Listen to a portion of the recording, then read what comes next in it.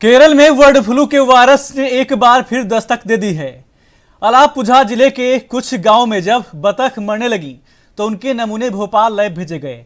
Lab से मिली report में एडथवा ग्राम पंचायत के वार्ड 1 और चेरू थाना ग्राम पंचायत के वार्ड 3 में बतखों में बर्ड फ्लू की पुष्टि हुई है। लैब रिपोर्ट में एवियन इन्फ्लुएंजा यानी H5N1 यानी बर्ड फ्लू की पुष्टि हुई है।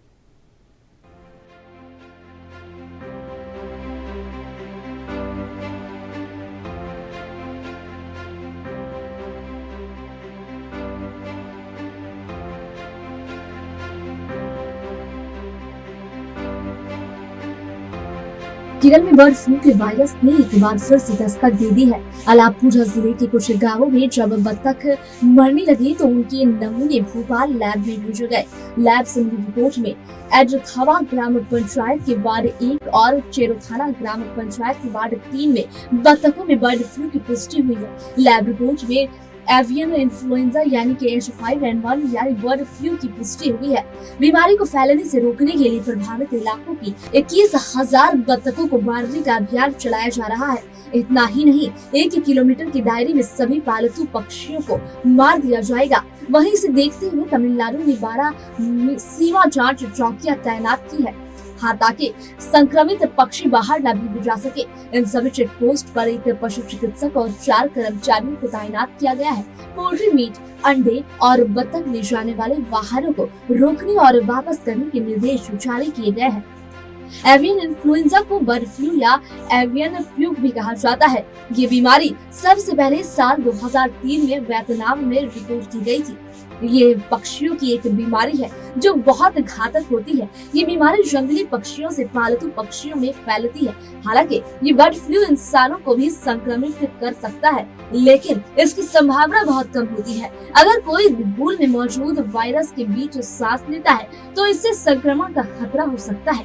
इसके अलावा किसी संक्रमित चीज को छूने से भी संक्रमण हो सकता है। केरल में बीमारी फैलने के बाद पड़ोसी राज्य तमिलनाडु में भी इसको देखते हुए हाई अलर्ट घोषित कर दिया गया है।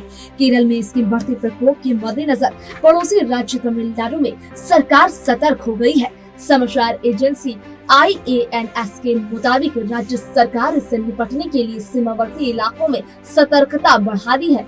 एक अधिकारी ने बताया है कि सरकार ने गोपालपुरम और ग्वालियर इलाके में सतर्कता बढ़ाने के निर्देश दिए हैं। इन क्षेत्रों में प्रत्येक चेक पोस्ट पर 12 पुलिस अधिकारी को तैनात किया गया है और तमिलनाडु पहुंचने वाले सभी वाहनों की जांच की जा रही है।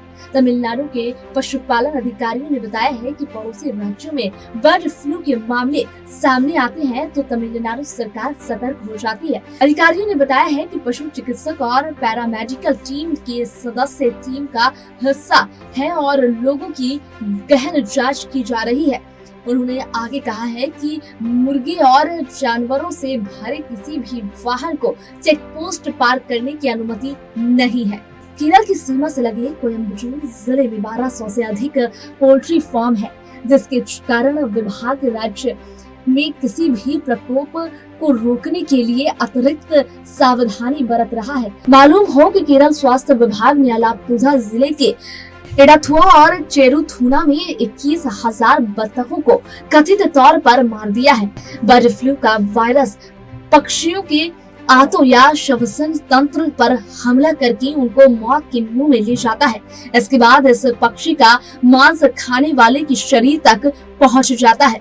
इसके बाद इस पक्षी का मांस खाने वाले के शरीर तक पहुंच सकता है। बर्ड फ्लू के लक्षणों में शरीर दर्द करता है, तेज बुखार आता है, लगातार खांसी बनी रहती है और सांस लेने में तकलीफ होने लगती है।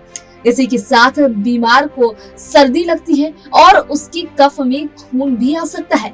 ऐसे लक्षण होने पर फौरन डॉक्टर से संपर्क करना चाहिए। इससे बचने के लिए सबसे पहले अगर आपके आसपास लगातार पक्षी मर रहे हैं तो इसकी सूचना फौरन प्रशासन तक पहुंचाइए।